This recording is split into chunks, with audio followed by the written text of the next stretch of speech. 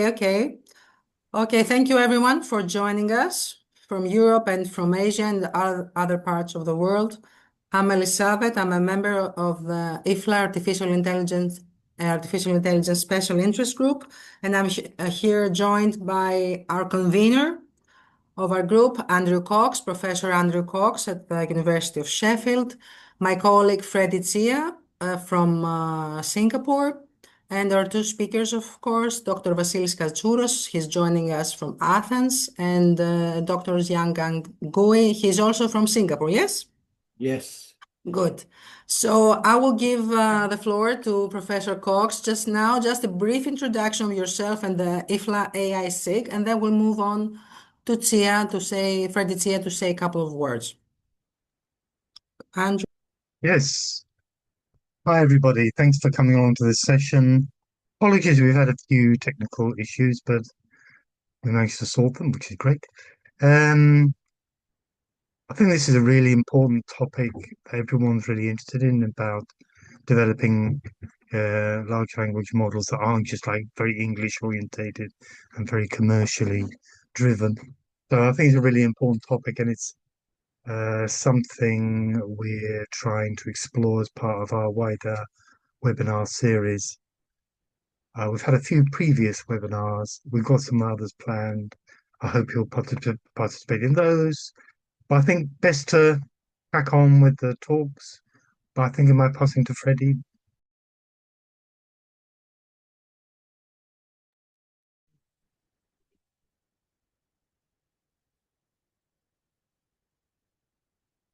All right. So it's a good morning or good afternoon to you, depending on where you are located. So today, right, our talk is on inclusive by design, building LLMs for low resource languages.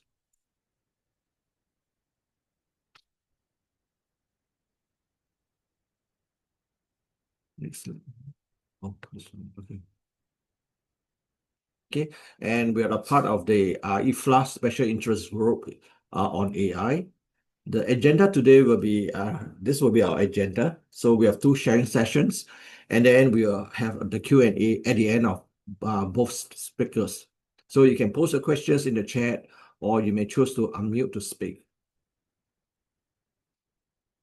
So to find out more about our AI Special Interest Group, you can join our forum at this address. Okay.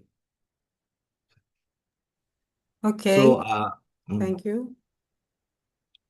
Are you finished, Freddie? Sorry. Oh, yes, I'm finished. Yep. Okay, thank you. Just a brief introduction of our speakers. Dr. Vasilis Katsouros is Director of Institute for Language and Speech Processing, ILSP, at Athena Research Center. It's based in Athens. Vasilis Katsouros is the Research Director and Director of the Institute for Language and Speech Processing. He holds a PhD in Mathematical Modeling and Stochastic Control, as well as a Master's in Communications and Signal Processing from Imperial College London, and a Master's in Electrical and Computer Engineering from the National Technical University of Athens. Dr. Ngui is the Head of Applied Research in AI Singapore and leads the team that develops the Sea Lion family of models, including safety models and embedding models, as well as the team that develops the Sea Helm evaluation suite and maintains the Sea Helm leaderboard. So we are ready to start with our first speaker. Dr. Vasilis Katsouros, you will go first. The floor is yours. Thank you very much, Elizabeth, and thanks the International Federation of Library Association for this kind invitation. Let me share my screen. So you will probably now see the presentation. So I will be talking on open LLMs for Greek, and actually we developed two up to now. One is called Meltemi and one is called Krikri, and I will give you an overview about what are the various stages of developing LLMs, how they evolve, the basic characteristics, the training stages, and how we evaluate LLMs. And then I will jump into the approach that we followed and the experience that we have been developed in the past 3 years. So you know that there was with the release of ChatGPT, 30th of November 2002, we have LLMs, large language model, before and after. And in this slide, you see most of them. The yellow ones are the open LLMs or open weight LLMs, and the closed ones are mainly from companies. You also need to take into account that most of the LLMs are either from the US or from China, with the exception of one. The M is from Mistral. It's a company in France. So Europe in general has a small part in the landscape of large language models. However, there are a lot of efforts, but not in companies, but from universities and research centers like us. So in this timeline, we have developed and Meltemi is based on Mistral and Krikri is based on Llama 3.1. And we released those. Last year it was Krikri, and the year before it was Meltemi. So the basic characteristics very, very, very quickly. We have we talk about LLMs, but how big are these? How many billions or trillions parameters? So we have to say the number of parameters, and this is indicative on the capabilities that they have internally, those of knowledge and presentation. They all based on what's called the transformer that has the self-attention mechanism and looks around the context of text. What they do at the end, they get a short piece of text, that is the context. They go inside the architecture, that is a deep architecture with many parameters, and at the end, they give probabilities of what is the next word or token. And at the end, there is a decoding algorithm that picks up from the top list the next token or word. So one of the characteristics for each LLM is the tokenizer. So the tokens, we are talking about words, but since words cannot be encoded by just one number, and this is unrealistic if we want to encode one word with, say, 2 million, one language with 2 million words. So what we do is we split in subwords and we encode, and we internally encode these subwords into tokens. So at the end, what we predict tokens and not whole words. And another important characteristic is the history. How long is the context length? And initially, the ChatGPT was 4K. Then it extended to 16K, 32, but now we're talking about 1 million contexts. It means that it can remember whole collections of books in order to get the next word.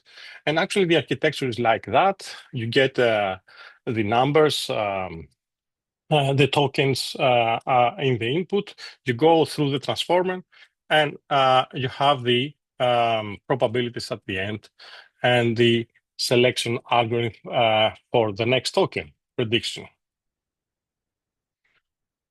Oops. So the training stage for the LLMs, we have 3 training stages. In the first, it is self-supervised, and the outcome of that is the base model. Then we have the instruction alignment, we have the instruction model, and at the end, we have the preference alignment. Let's look each one of them to see the characteristics. For the base model, we need a huge amount, massive amount of unlabeled data. So we don't need to do any label or any instruction. But and the idea is to have a model that learns how to predict the next token. So they learn from from natural languages, but also from computer languages. So in this pre-training data set, we have to create, the corpus to have this from different resources, specific domains, from the web, from coding, and then we do some filtering to throw away the noise or statistics and select good quality of text. Of course, do the deduplication because we don't want to see to have the LLM see the same things more or more times. Do some privacy reduction because if you're taking the web, you have to remove personal identifiers, and at the end, do the tokenization for this particular for the whole corpus. And this is actually what is called the AI ready data. Then you are ready to start doing the training.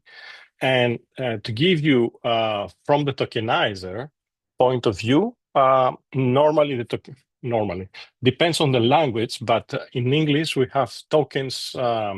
2 words is 3 tokens. So I'm giving here the scale of training data. So 1 billion words, taking into account that one book is for one page, we have 300 tokens, so 300 words and 250 pages per book. So if you do the math at the end, for one book, you have 112,000 tokens, and for 1 billion tokens, it means we need 9,000 books, and for 40 billion tokens, we need do the math, and it's 360,000 books. So where can we find these collections? There are collections that most of them are created from the common crawl, from the crawl of the web. But here you have other collections from PDFs, etc., etc. So at the first stage, which is the most expensive one, and it takes quite long and quite long computational and a farm of GPUs that they will run for a month or so. At the end, you have the base model.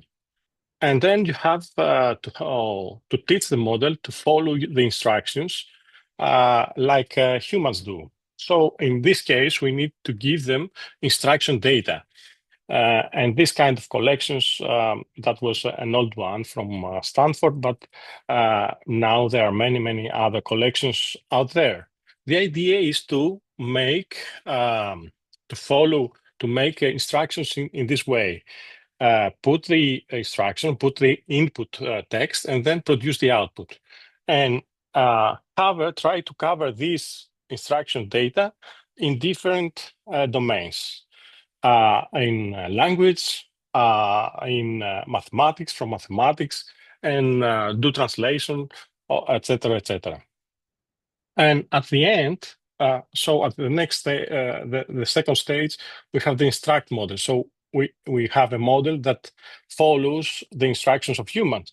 And at the end, we need to give them to align to human values, as we call them, because they don't have concept of the human values, but we want to give them this behavior.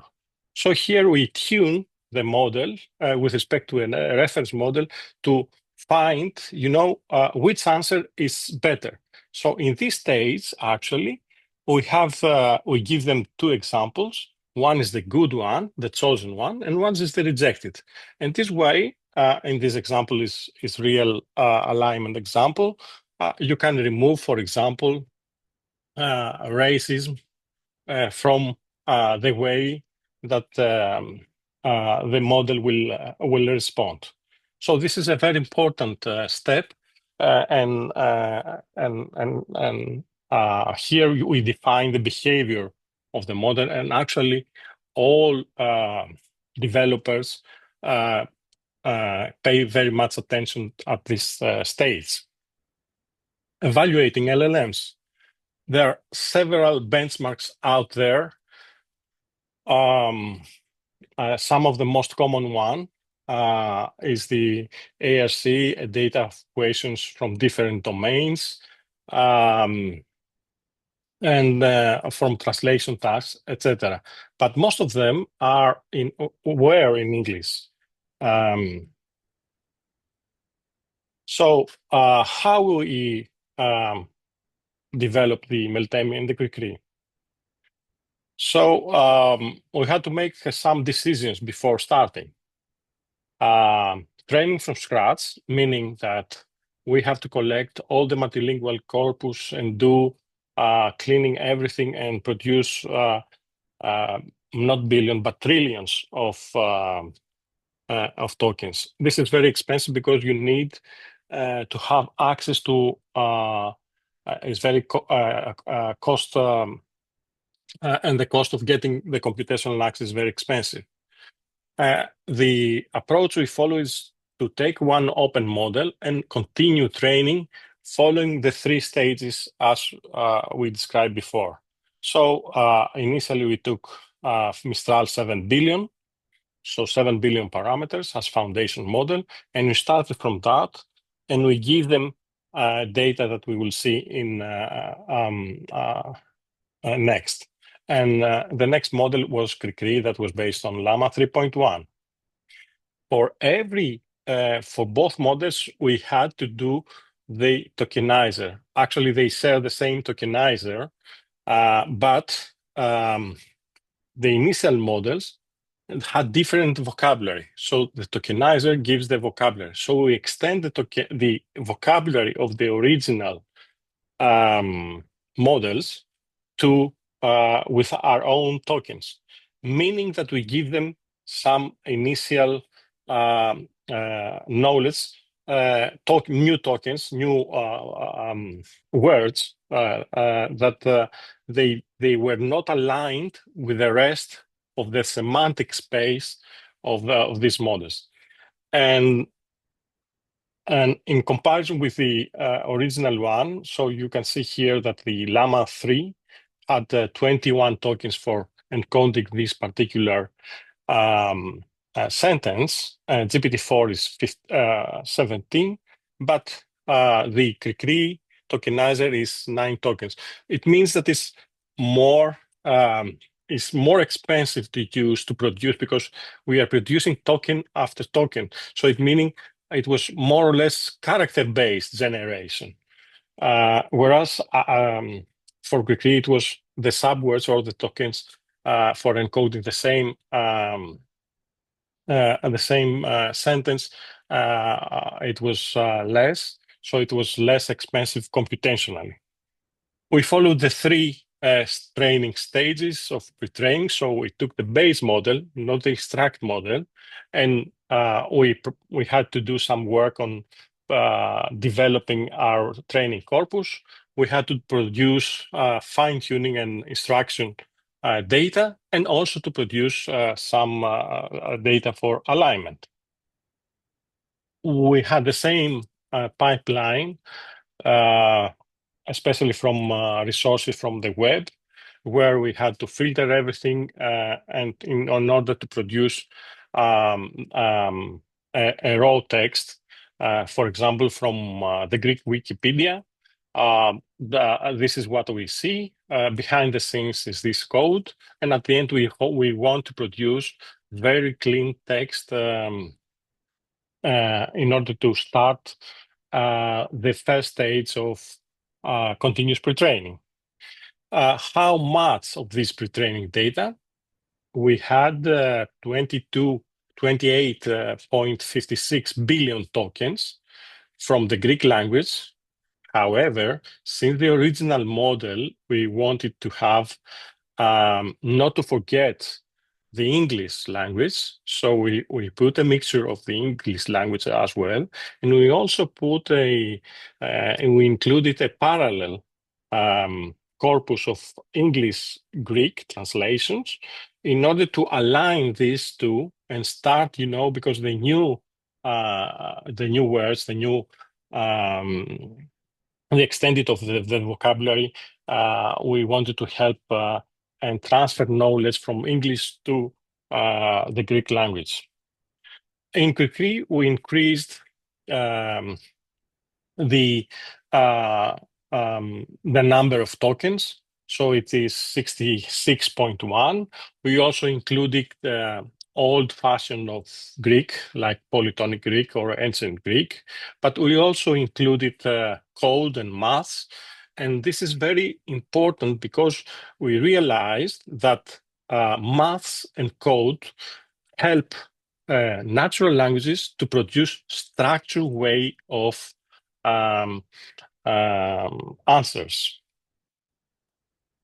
For fine-tuning data, we produce data. Initially, we translated data from other data resources from English. That was in Meltemi, but in Krikri, since we had available larger models that we can produce synthetic data of good quality, so we used bigger LLMs to produce this kind of data. So we had a mixture of approaches for producing fine-tune and fine-tuning instruction data. It was for translating a text from English to Greek, or transliterating from Greeklish to Greek. So Greeklish is typing Greek with Latin characters, and we want to give the model the ability to understand also Greeklish, and but also to find, in a sentence, the part of speech and do a semantic analysis. And this is in fine-tuning also, you give data like the ones here, which is a problem in mathematics. And all these nice symbol is from mathematical expressions. So mathematical expressions inside is a sequence of characters. And if you want to learn also to reply in mathematical problems, you have to encode this in this way. So it's a kind of markdown language. And for the alignment data, this is a mantinada, is from Crete. It's a short poem, and you give the lyrics, but you have to have the rhythm. And this is a kind of cultural alignment if you want to add to have the ability to your model. And here, we also in Krikri, we experiment with thinking data. And actually, if you see here, the label here, think, it means that inside the extraction data, in the alignment data, you have think, you put the thinking, the way of thinking, and then you give the answer. So this is the thinking models. Actually, we think that the thinking models think, but actually they also generated token by token. So thinking is a mode, an internal mode of analyzing the user prompt, producing first some thinking, and then produce the actual, give that as a context as well, and produce the actual answer. We evaluated in different, and actually we had to produce an evaluation suite for Greek. Initially, it was from translation, automatic translation, but we curated most of the datasets, and now we have benchmark datasets. But we also, and we still collecting datasets from different domains in Greek, like the exams, the Panhellenius exams that we have these days. And we set up, the evaluation datasets. The datasets look like this, and we have published that in Hugging Face. So this is an example that it was from the ARC Greek, and actually we have the original question in English, the translated and curated translation in Greek, and the labels about the correct choices. And this is native Greek medical multiple choice exams that we collected, and we have to clear out and to clean and put them in this particular format in order to be able to give them to the models. And one of the benchmarks, and actually now, apart from those benchmarks, we used other LLMs to judge how the smaller LLMs perform. And in this example, we realized that Krikri, we used ChatGPT for 0 mini as a judge and see how the performance went. So all our outcomes are published in Hugging Face, can be found in the Hugging Face of our institute. Two models, one is the Krikri, the most recent one, Meltemi is the older one, and we have also the Greek evaluation suite published. And we also produce a chat interface for our model. And I want to show you here that inside for every model, we have this prompt, which is the system or the instruction prompt that we don't see. And actually, it's quite lengthy. And this is also very important because it gives the behavior of the model, affects actually the behavior of the model. And here you have some hyperparameters that we have to select, also sensitive, how creative or how we want the model to be. So I have to acknowledge that through GRNet, we had access to AWS, and this is very important infrastructure. And we have to acknowledge these, then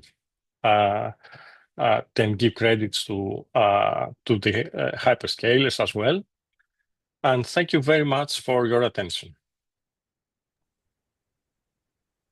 Thank you very much for your very interesting speech. If you can start sharing, Dr. Ngui, we will immediately start with you, and then we will take questions for both our speakers. Yes. Am I able to share a window or a tab? Why am I not? This is weird.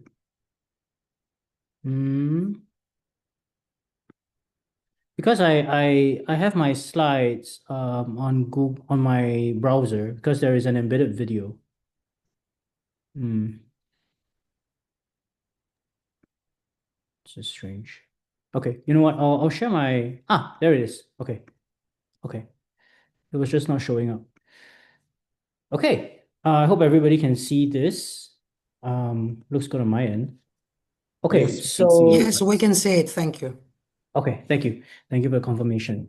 So the previous sharing was a really deep technical insight into the model building and the evaluations. So that's a really nice way to transition into some of the slides that I have, which really focus a lot more on other than the deep technical aspects of model building, really focus on how we have centered our efforts on having models and also ancillary tools as well as evaluations for the region, right?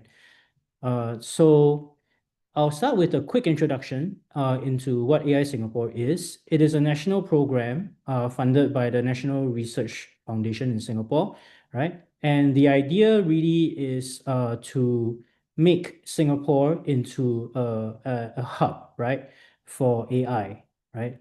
And here we want to bring together all the Singapore-based research institutions and beyond, really, right? And we want to foster the ecosystem, right? And in the way this works is that we want to have use-inspired research, grow knowledge, create the tools, and develop talent. So Sea Lion stands for Southeast Asian Languages in One Network. And it's Southeast Asia's first family of open source large language models, right, that are designed to cater to the issue of having not enough contextual understanding or not enough multilingual, multicultural understanding for the Southeast Asian region, right? So we want to make sure that Sea Lion has regional excellence. We want to make sure that it's multicultural, multilingual, multimodal, right? We are looking a lot into making sure that the models are also agentic by design, but we want to make sure also that the models stay resource efficient, because resourcing in the Southeast Asian region and really in a lot of parts of the world outside of the US especially is not that great, right? When I say resource, I'm talking about like compute resources. I'm talking about maybe even like access to the internet, access to high-end hardware, right? Or even access to energy, right? And of course, you have to make sure that the models and the tools are safe and secure, not only in English, but also in the Southeast Asian languages and cultures. And in doing all of this, we cannot do it by ourselves. So we want to be open. We want to collaborate with the regional partners, with our community members, and with also international partners as well. Right. So just a very brief timeline. When we first started, we wanted to do Sea Lion V1 from scratch, and we did, right? We did pre-train it from scratch, but we did not have enough data to scale our V1 beyond 7 billion parameters at the time, right? So from V2 onwards, we also decided that actually it's more resource efficient to build on top of existing open source models, right? So think of the Llama models, the Gemma models, the Qwen models, and so on, right? So we did continue pre-training, CPT, and also other post-training techniques to build our Sea Lion models that cater to the region, the Southeast Asian region, right? So after V2, we have V3 that was based on Gemma 2 and Llama 3. We did our CPT on 200 billion Southeast Asian tokens, right? Which covered 13 Southeast Asian languages at the time, right? And then with 3.5, it was our first set of reasoning models. And this was based on the Llama 8B and 70B models, right? V4 was the last of the releases that we had last year, right? And the CPT was done on a token budget of 500 billion. Again, we're talking about Southeast Asian tokens, right? And with our V4, it was also multimodal, right? Okay. So V4 not only had one release, but actually there was a series of releases. So earlier this year, actually we made smaller versions of our Sea Lion V4, right, in line with the idea of wanting the models to be more resource efficient. So we had a vision language model, but of course it's still strongly it still has strong text capability. It's just that it also is multimodal. That's why it has the vision language tag, right? So there was a 4B version from Gemma. There was also a 4B version as well as an 8B version from Qwen, right? This was based on Gemma 3 at the time and Qwen 3, right? And then also we have a model version that is fully open, and this was based on Apertus, right? It was based on the Apertus 8B, and of course, this was done together with in collaboration with our partners in Swiss AI, right? Okay, I mentioned tools just now. So other than just the large language models themselves, you also have embedding models, right? And along with the embedding model, we also released an embedding benchmark, right? And these embedding benchmarks are not just based on translated data sets, meaning not only machine translated from English over to whatever the target languages we have in Southeast Asia. So, like Thai, Indonesian, Filipino, Vietnamese, Burmese, and so on.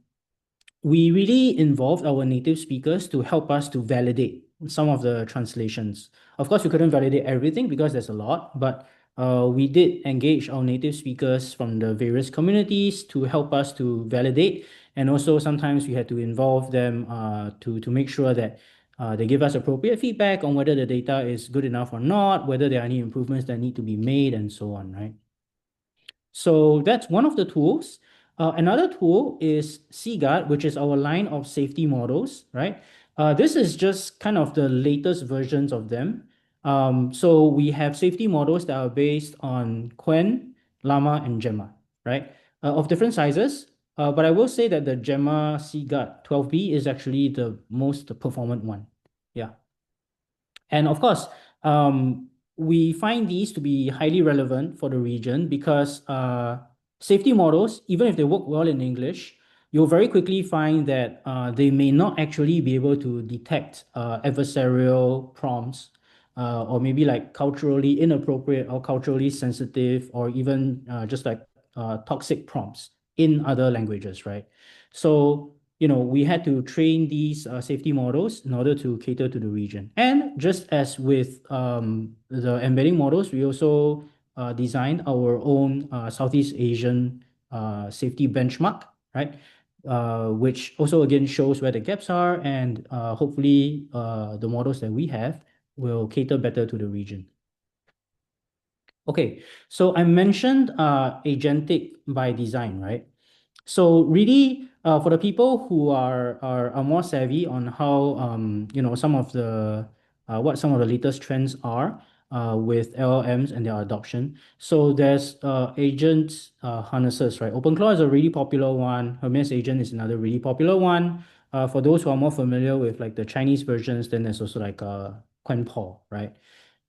So we really want our models to be able to work well with these harnesses, and also not only working in English, but also if you were to prompt it in the native languages, right? Again, like Thai, Vietnamese, Indonesian, Malay, and so on.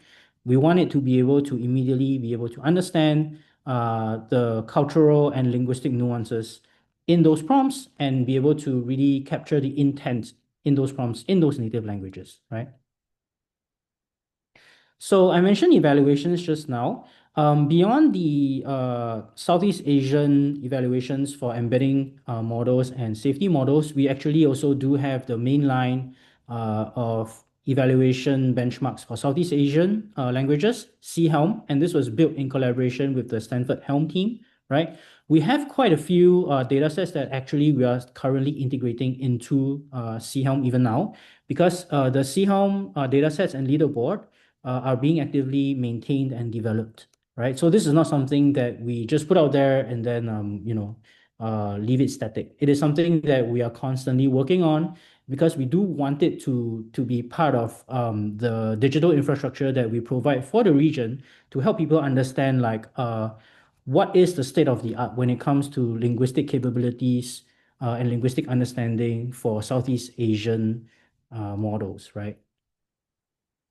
And to do all of this is really not just focusing on your MCQ or your multiple choice question task or your question answering task, right? We're also looking at more generative tasks that involve LLMs as judge.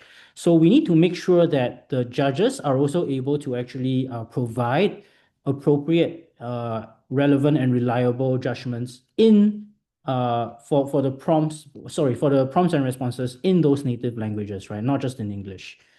So there's a lot of work here that, again, we collaborate with the native speaker communities to make sure that the validation is done properly, the localization is done properly.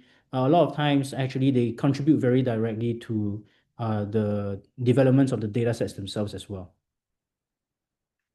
Okay, so very recently, we launched our Sea Lion v4.5, and it is a v4.5 because unlike the previous versions, we actually did not do any CPT. This time around, we only did post-training, but we did it with the Gemma 4 series as well as the Quen 3.6 series, right? Along with the two models that we are releasing this time, we have also released a speculative decoder that is to be paired with our Quen Sea Lion.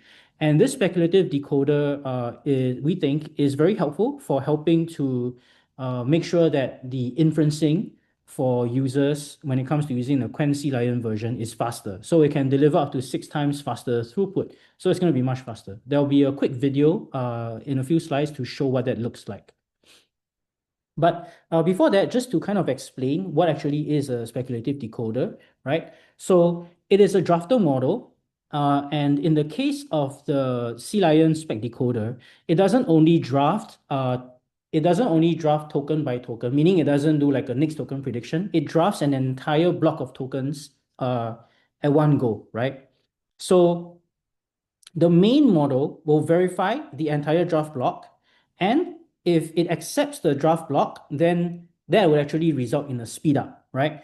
If the draft block has some kind of error, right, like if it doesn't follow the probability distribution of the output of the main model, then the draft block is rejected. So then maybe you wouldn't get your speed up. But what this means is that the spec decoder will only accelerate, but it will never alter the results that you get with the main model, right? So the speculative decoder, of course, works across multiple Southeast Asian languages, and it improves speed and efficiency of token generation for the model. So here's a quick chart. Let me just explain what's going on in this chart. One interesting thing about the Quen 3.5, 3.6 series is that it comes with this multi-token prediction function that you can toggle on or off, right? Multi-token prediction, MTP, right, for short, is actually going to give you a speed up as well in your token generation, right? So the baseline naturally will be when the MTP is switched off, right? So that's the leftmost column with the numbers, right? With MTP, you see that there is some speed up. Excuse me, you get more speed up with English as compared to some of the Southeast Asian languages, but there is a speed up, right? Our spec decoder is actually based on ZLab's DFlash. And in this case, what we see is that the original DFlash, right, there is even more of a speed up for English, but less of a speed up, even less than with NTP, right? There's less of a speed up for the Southeast Asian languages. So what we've done is that we've improved the DFlash so that the speed up is more, not only for English, but also for the Southeast Asian languages. And you will see that the speed up actually is more than for MTP, right? So we'll zoom into Burmese in this case. And here's a quick video, right, to show you what that speed up actually looks like. The top screen is the baseline, and the bottom screen is with spec decoder. And this is Burmese. It's a bit small, so you can't really see, but I hope you can see that actually with the speed up, the bottom screen it's already done, right? So that's with the spec decoder. And without the speed up, right now it's still generating. I think it's almost done. Give it about 6-7 more seconds, right? So you can see that the speed up is actually quite substantial. And it is now done. There we go. Okay. Okay, this is just a quick chart, but I will also show you actual screenshots from our leaderboard, which is publicly available. This is just a quick figure to show where our models stand in comparison to their counterparts, right? So the Quen Sea Lion is on the left, and the Gemma Sea Lion is on the right. Okay, here is an actual screenshot, right? You'll see that our Sea Lion V4.5, the Quen version, right, is quite a bit better than some of its other counterparts, and also a lot of the other models out there that are multilingual, but not necessarily catering to the region, right? One nice thing about the Sea Helm leaderboard is that you get an overall sea average, but that's just like an averages of averages, right? So really what you want to be able to do is to look at the language performance for, you can look at the language performance and those particular languages form your average, right? So you want to be able to zoom in to the particular languages that you care about, right? So right now on Sea Helm, we have Burmese, Filipino, Indonesian, Malay, Tamil, Thai, Vietnamese, right? And we also have English, just to show people that this is what the baseline, quote unquote, baseline looks like in English, right? So you can see the average language performance, but you can zoom in even more and you can look at the scores of the models going by particular competencies. And competencies are how we kind of like taxonomize the types of capabilities that we think are important to developers and users when they think about what they want to do with the LLMs or how they want to understand the linguistic understanding and linguistic capabilities of the models, right? So I couldn't capture everything in this one screenshot, but you'll see that there are things such as instruction following. And again, this is for Tamil, right? So this means that it is in that language, right? So instruction following in Tamil, linguistic diagnostics for Tamil, multi-turn chat in Tamil, and so on. And then NLG means natural language generation, NLR is natural language reasoning, NLU is natural language understanding. And you see at the bottom of this screenshot that actually you can go even deeper in to see like the scores for the particular tasks included in that category, right? In that competency. So what's next? So far, we have only been working with dense models. Mixture of experts models is something that we are currently experimenting on. Hopefully, we'll have something to show for that soon.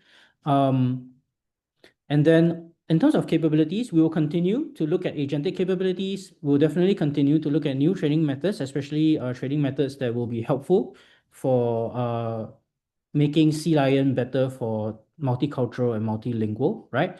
And of course, we'll be looking more into dynamic evaluations that are actually able to better tell us where the gaps are when it comes to models performing generative tasks, right? And not just your multiple choice tasks or your QA tasks and so on. And this applies even for maybe more conventional benchmarks like summarization tasks or translation tasks, because we think that with models being able to do so much more, we really need to be very aware of what the models are able to do and whether the metrics are able to properly represent that, right?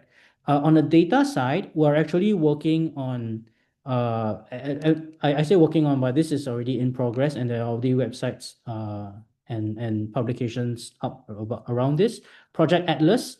And Project Atlas is going to be, the goal is to really have like a global data repository, data map, right? That people and community members, partners can contribute to, right? But not only will people be able to contribute training data, they can also contribute evaluation data.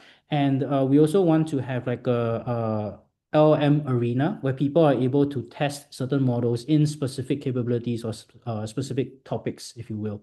Yeah.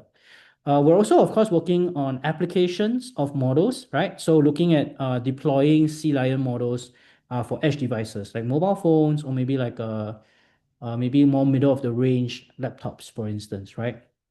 We're also looking at how to build out voice pipelines. So your automatic, your ASR, right? Or your TTS, STT kind of thing, multilingual translation, document intelligence, meaning things like being able to do OCR, being able to read PDF documents, for instance, and being able to pass that information digitally, right? Just to give a quick idea. And to round off, here are some QR codes. If anybody is interested, you can go to our website where you can take a look at, we have blog posts talking about our recent releases, talking about some recent events, some of the things that we're doing, because there's really quite a lot. For people who want to try the model, there is a playground, right?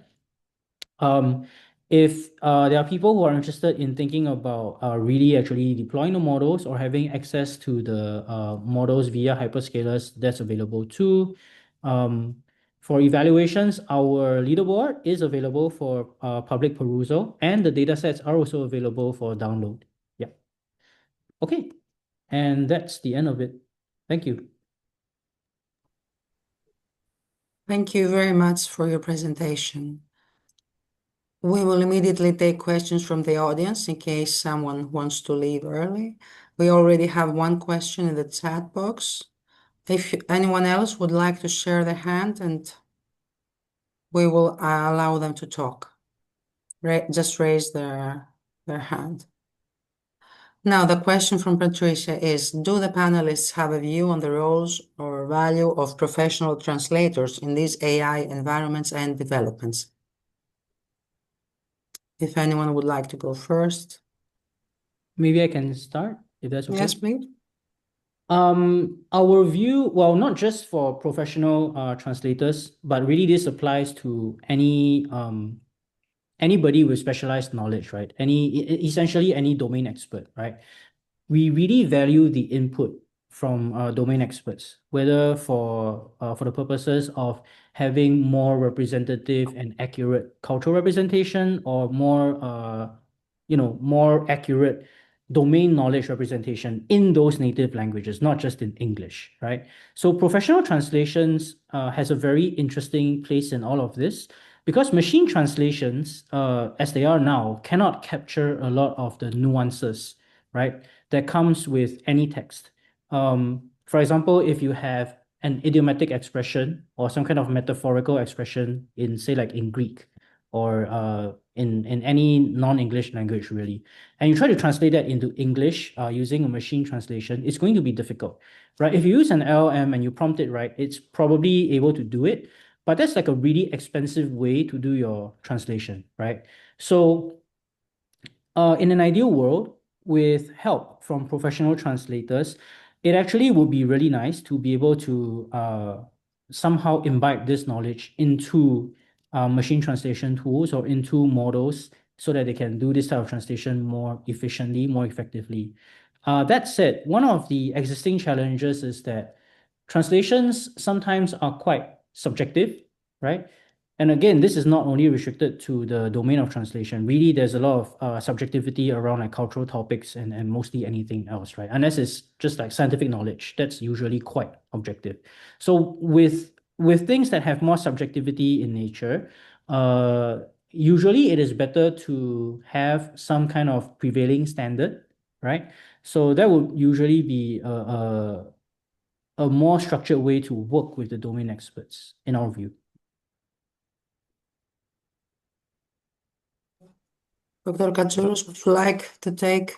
I think Jan covered most of all of the topics about translation, but it's very having human in the loop and experts is very critical, especially for cultural alignment.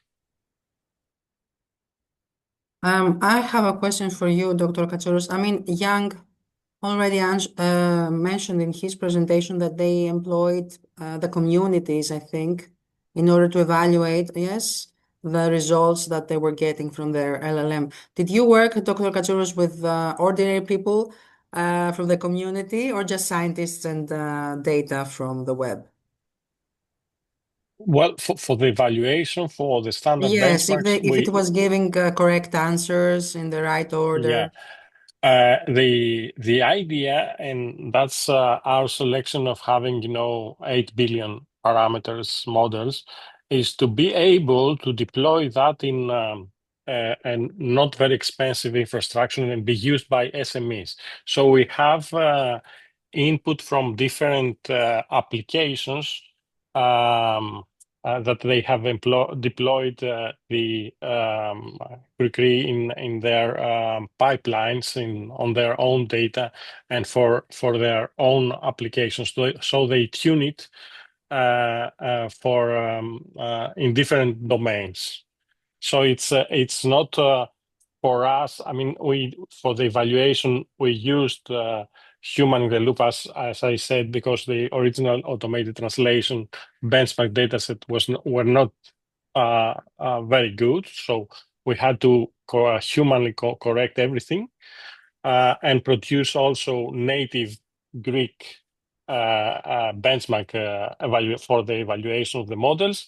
But the actual evaluation, it comes from the deployment of the models in real-time settings by SMEs.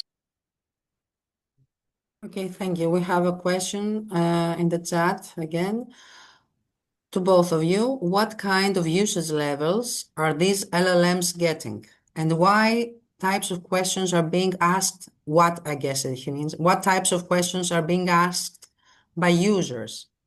And then he goes on, Andrew, how could libraries contribute to such projects? Where do we come in? Well, starting from libraries, I mean, we have collaboration with libraries in Greece, like in Singapore, that we have these AI Alliance. In Greece, we have the Pharos AI Factory. And in Pharos, we are actually doing at national level what the Sea Lion initiative does in Singapore. And we also participate in European initiatives. So we are part of the European, multilingual European ecosystem. So coming back to your, can you please remind me? The second one was, how could libraries contribute to such projects?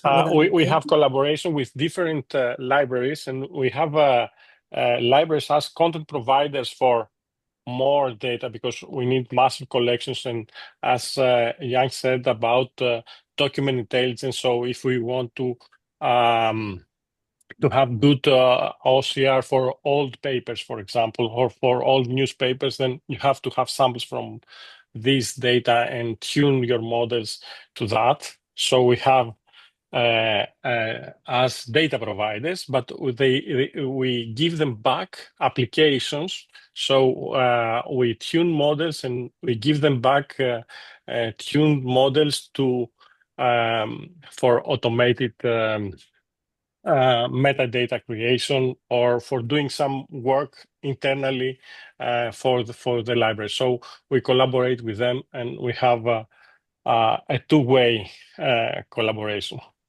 Could the library apply to become your assistant, or do you choose the libraries that cooperate with you? Actually, it's a bilateral. We try to make a frame at national level, as I said, through Pharos. So it was ad hoc up to now, but we are, and in September, we will be releasing a series of models inside Pharos. And those will come out and have the ecosystem in Greece and see this type of collaborations. Okay, I thank have you. a related question. I was wondering, right, can you give more examples of how other organizations or libraries, how are they able to apply low resource LLM in their projects? Are there any interesting ways whereby you have seen people applying this? One way, I mean, we are collaborating with the ECO2 is the National Document Center in Greece. It's not a library; it's a digital aggregator from cultural content from different cultural archives. So for them, and we have two applications that we are developing for them. They also collect from thesis, master thesis, and PhD thesis from universities, etc. So we have two different collections, and and we are making two different assistants. One is to retrieve in natural language and try to or put questions. It could be either for translation or retrieve different combine different resources and not have to search inside every different library, digital library, to find the artifacts you are very interested. So it's one application about the archives, and the other one is for scientific discovery, if you like, because you have thesis and PhD thesis and master thesis, and you put questions like, I want to find the most recent thesis or developments in this particular domain. So it's for retrieval and for searching and exploitation from the actual users in these two different domains. Right. So it's a form of multilingual sort of searching, right? And multilinguality is also comes into play naturally. All right. Can I comment on this as well? So if any of you have, for example, tried Google's deep research function, right? If you have like a Gemini subscription and you try deep research. Now, what deep research is able to access would be articles that it can actually read, articles that, maybe not copyrighted, available on the internet and that sort of thing, right? So it will try to synthesize that information as best as it can into, a coherent report, essentially, depending on what you ask it to do. Now, imagine if you wanted to do this for, say, like historical records in Indonesia, in Vietnam, or something like that. A lot of those are going to not only be in those native languages, but likely also like in the language of the times, right? Depending on how far back you go. So here, the low resource capability actually becomes quite important, right? Because how does the model actually synthesize that information accurately into something that is coherent, into something that is still relatively accurate? And because if you've done deep research before, it gives you a lot of information. It's going to be really difficult to catch where certain hallucinations, let's just say, where certain hallucinations or inaccuracies are, unless you are also deeply familiar with the material, right? So we think that there is a true opportunity for models that are able to really better understand and better parse low resource languages to do this better, right? At the very least, like if it can do it with a lower rate of hallucination, or if we can retrieve the articles at the very least with a higher rate of accuracy, that we think is already a step in the right direction. If I may add, it's very important what you just pointed out, because libraries, they have their own resources. So a RAG system on their own content, on the knowledge base, you have an outcome like a synthetic, text or multimodal text, which is free of hallucination. It's very grounded to the actual knowledge of the services that you like to provide as libraries.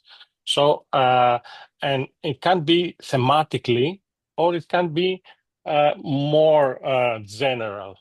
So it depends on how we have experimented, before the deep search, like, we have been experimented. We have called a Sinobo. So we have distilled from all for the open scientific paper, factual artifacts about methods, authors, data sets, from different domains, and we put them in a knowledge base. So every time that we ask a question, it goes through the knowledge base and then produces the actual answer on the general knowledge. So you need to guide the LLMs with something that is grounded and accurate, like your local knowledge base. Okay, thank you. I think there is a question that we didn't answer. It was the first one by Andrew. Maybe Xian can answer this one. What kind of usage levels are these LLMs getting? And what types of questions are being asked by users? And if both of our speakers could enter into the chat box their URLs of their LLMs that people could visit, it would be nice. Thank you. Oh, yeah. I'll do that. Okay, so just to give just to caveat, right? Because our models are open source, right? People can download them, they can use them as they like. And it's MIT license, right? So the data, the models are MIT licensed, so people can really just take them and use them. And most of the time, they don't tell us, right, that they're doing that. So we don't know, right? We don't know how people are using the models to build their own apps and so on. One rudimentary way that we do, well, two rudimentary ways that we do track usage is via downloads. So downloads from Hugging Face, for instance, ever since we started our putting up our models and data on Hugging Face, the models themselves, to this point, there have been more than 770,000 downloads across the various models, right? Our evaluation data sets, this is something that we put up on Hugging Face a bit more recently, maybe a few months ago. Seems like right now there's over like close to 130,000 downloads of the data sets. So we hope that means that there's a pretty good pretty good amount of usage, right? As for the types of questions that people ask, for us it's a bit difficult to know, right? So I mentioned that there's another way that we track usage, and this is via kind of like the number of tokens that are generated. Seems like on average right now, based on the free API service that we offer, seems like on average every month is maybe like 400 million tokens generated, but we don't track what people ask the models, right? Because that's like a that's like a safety concern or a security concern. So we don't necessarily track everything that people ask. We could, but we don't want to do that necessarily. We know that people are using the models for definitely for doing like retrieval tasks, definitely asking questions that are really about local knowledge, right? Like maybe they want to check to see, for instance, like, hey, does sea lion really know about my culture? Does sea lion really know about my history? Those sorts of things, definitely people will ask. But in terms of like the types of things that people want models to do, as mentioned, people want to deploy the models on edge devices, on laptops, on phones. People want to use models that also are able to kind of like take in audio input, right? Understand the audio instructions and then be able to do something, right? People want to use the models as agents, whether for coding. So for example, they can give an instruction in Burmese, like some kind of coding instruction in Burmese and say like, oh, do this, whatever. But in Burmese, and then the model can still do it. Of course, the coding language itself is the coding language, right? But it's able to understand the intent, or it's able to do some kind of other agentic function in the native languages. Those are generally the kinds of things that we know people use the models for. Yeah. Thank you. The same holds for us. I mean, we see in Hugging Face, how many times a model or a data set have been downloaded since the beginning or whatever. And in the chat, we don't actually, we were tempted to use the data actually, but I think it's we are not a company, so we have to respect the privacy, and we don't use this data at all. Okay, thank you so much. Is there another question from the panel? Andrew, Freddie? We can close up. Okay, Nope, I have I no don't further see anything question. else. Yeah. Sian, please add your URL to the chat box for everyone to visit. Okay, thank you, everyone. It was very enlightening. It was a very interesting conversation. We had the chance to learn a lot from you. And maybe we can talk again at another webinar. We will send out the recording shortly. Thank you so much. Goodbye. Yeah, goodbye. Thank you. Thank Bye-bye. you. Bye-bye.